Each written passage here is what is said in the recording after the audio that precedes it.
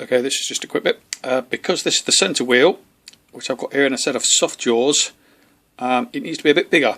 And the pinion itself, that's what it's going on, and it's going on that large diameter. So I'm going to make a brass collar for that, and then it's going to go through that. That hole at the moment is only 4.8, and that's 5mm, so it needs to be bigger, plus a bit more for a brass bush to go on as well, which I'll solder on. So first of all, I'm going to bore out that hole.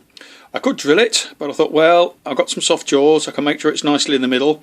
Another thing about soft jaws is you actually machine the jaws so they're just the right size for when you just put the wheel in and just nip it up gently. You don't have to use a lot of force, and it stays in nicely. So hang on, if you just switch it on, put a bit of a cut on.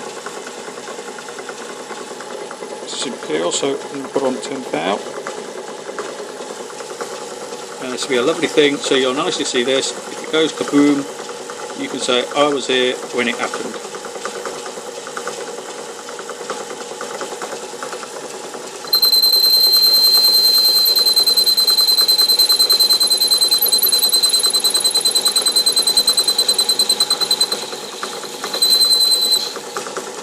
There you go, one cut.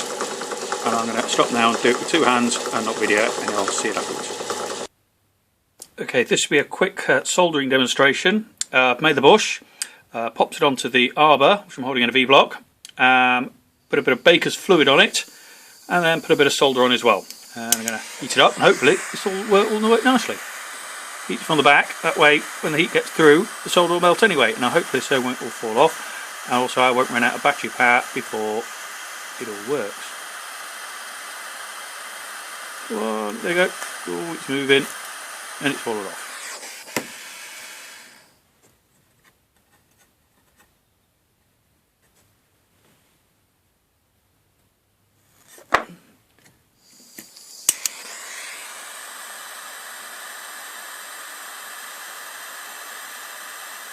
I don't actually know where this is going to go.